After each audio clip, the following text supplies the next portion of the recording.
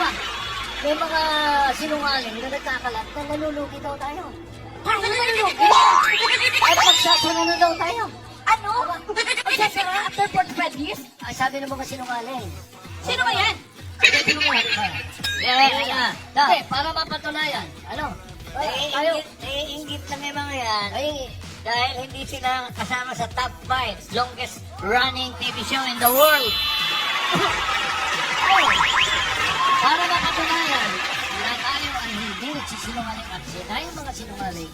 Bukas, bibigyan natin ng media ng kopya ng ating file sa BIR ng income tax. Hindi, ito muna ang hamon ko. Umabot lang kayo ng 15 years, baka luluhod ako sa harap nyo. 15 lang, ha? Hindi 50. By that time, baka bumiyahin na ako. Kaya sa mga dabargats at saka sa mga ilang hindi dabargats, ano, yung mga nagsasalita ng gano'n, mga sinungaling yung huwag na kayo maniniwala sa mga yun. Okay, nakakainin Mema, na kami. yan yung sinasabing mema. Mema sabi lang. Okay, legas. Ikaw, wala ka bang sasabihin, alam ka eh. Ha? Wala ka sasabihin. Manira ka sabi niya na lahat eh. away, yung showtime. Yung showtime, matagal na namin kapitbahay. Hindi kami tinitira, hindi namin sila tinitira.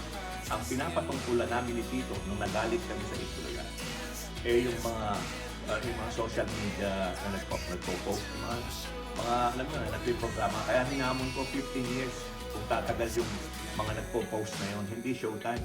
Oy, happy anniversary showtime. 15 years na nga yung showtime. Ba't ko hahamunin yun? Mahal namin ang showtime dahil kasabayan namin, dadalawa na lang kami. Huwag nyo kaming pagsabungin. Hindi po kami, magkakaibigan din kami. Ang pinapatungkulan namin ni Tito, yung mga nagpo-post na nagsasara na kami, dadalawa na lang yung show, isasara pa yung isa. Kaya inuulit namin yung galit namin ni Tito at ng mga dabarkads at sama ng loob doon sa mga nagpo-post na hindi free TV, yung mga sa social media, yung mga salbahe doon. Kaya para matinaw, talagang luluhod ako, di pa ako. Kung maka 15 years yung mga chismoso na yun, yung mga sinungaling na yun. Pero yung showtime, we love you. Hindi namin kami magkaaway at nagtatrabaho lang kami. Yun lang yun. Okay, ganun lang kalinaw. Nililinaw ko lang kasi hahaba pa ito eh. Yung iba, nilalagyan na ng kulay, pinagsasabog. Nagtatrabaho lang po kami, dalawa na lang kami lunch show. We love each other. Matagal na, mahigit isang dekada na kaming magkapitbahay. Good evening everyone! Ito po ang inyong lingkod, Jovel Rosales. Ano pa nga ba ang inyong isinusulsul sa akin? Ay! Imarites mo na, dali! Good evening po sa inyong lahat at sa lahat ng aking mga subscribers dyan, Luzon, Visayas at Mindanao. Maraming pong salamat sa inyong lahat. Let's jump up sa ating topic for this evening. So, ang topic natin for this evening, guys, is all about Showtime, OG Diaz, and Itbulaga. So, ang context nga na ito ay yung naglabas daw di umano si OG Diaz ng parang, pero meron kasi silang kinote talaga doon, guys, no? So ipapakita ko na lang din sa inyo mamaya, kukunin ko din doon na parang meron isang article na lumabas na parang nalulugi na daw ang Itbulaga, wala na daw masyadong endorsement ang Itbulaga, ganon. So parang ano lang naman nila, binasa lang naman nila yung post na yon, and then nagbigay sila ng mga opinion nila at nanilian na tinignan ko din kasi yung vlog na yon at parang for me wala naman masyadong masama sa na yun, no, sa vlog na yon kasi nagbigay lang naman si OG Diaz, si Mama Loy at I think si Josa Poco yung nandoon sa likuran nila that time, na nagbigay sila ng opinion na sana hindi naman totoo ganon na nalulugi or magsasara ang Itbulaga kasi dalawa na nga lang ang noontime show, magsasara pa ang Itbulaga. And of course, of course, maraming supporters ang Itbulaga, di ba? Hindi natin gugustuhin na ang isa sa mga longest running noontime show dito sa Pilipinas is magsara. So, yun naman, binasa lang naman nila yung parang news article or something or post na nagpapatungkol nga doon sa pagsasara or sa pagkakalugi ng Itbulaga, which is hindi naman yun kino-confirm nila, no? Sinasabi nga nila doon na wala naman daw silang kinonfirm na magsasara ang Itbulaga. So anyway, yun na nga, ito nga ay nakarating sa sa TVJ at sa Itbulaga, at yun na nga ay rumesback ito. At sinabi nga na yun nga daw mga nagpapakalat ng mga fake news online, ganyan-ganyan.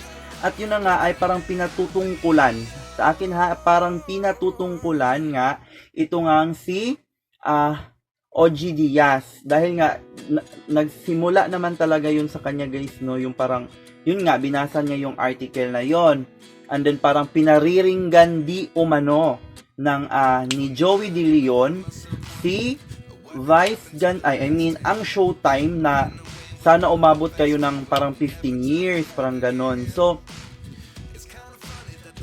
wala namang direct, no, na sinabi doon na Showtime, ganyan-ganyan. Pero, ang mga fans ng Showtimers, and of course, meron din namang fans si OG Diaz, pinagtanggol naman ang Showtime at sinabi naman na hindi naman kayo inaano ng Showtime or wala namang sinabing ganun ang Showtime sa inyo. Parang, bakit nadadamay ang Showtime sa ganyan? Hindi naman sila ang nagpalabas ng article na yon na ganyan-ganyan, na nalulugi or something like that. So, rumesback. Ngayon nga ay nagpahayag nga ng si Joey De Leon na hindi naman sila magkasama ang loob, no, ni Vice Ganda or ng part ng Showtime or any entity sa Showtime. So, yun na nga, para malinawan lang tayong lahat, no, yun nga ang context ng topic natin na medyo blurry pa kung saan nga parang siguro mga miscommunication na din na hindi masyadong na-explain. So,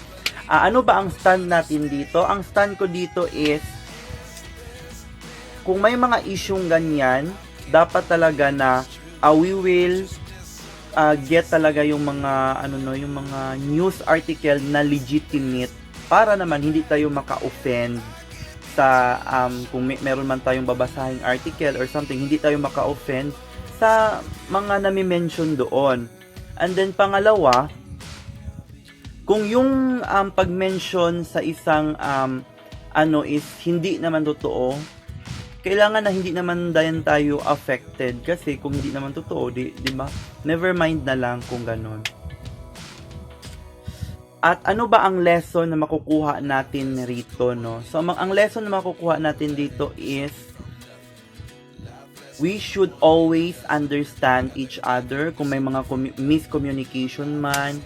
And of course, let's support Showtime and of course, Itbulaga. Yun nga ay parang sinasabi ng mga basher ni OG Diaz na kasi hindi ka naman supporter ng TVJ or ng Itbulaga, kaya nasasabi mo yan.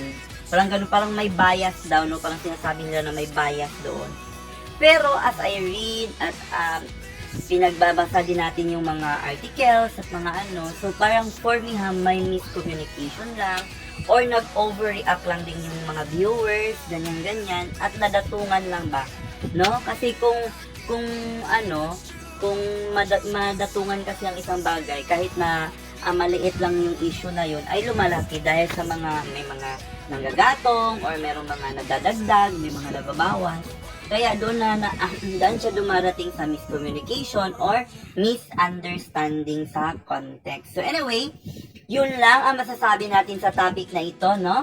So again, magpapasalamat tayo sa ating mga subscribers, Luzon, Visayas, Mindanao. Maraming salamat sa inyong lahat.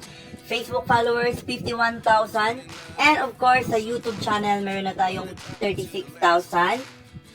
subscribers. So maraming sa inyong lahat. Maraming salamat sa inyong lahat. And of course, Ma'am Sparkle of Ireland. Ma'am, maraming salamat sa pagbibigay mo ng pera sa akin, pandagdag sa mga monetization ko. And of course, Sir Mario of Cebu, maraming salamat sir sa pagbigay mo ng load sa akin. Yan lang ang masasabi ko sa inyo. Ito po ang inyong lingkod, Juvel Rosales. This is I Care, I Share, I React.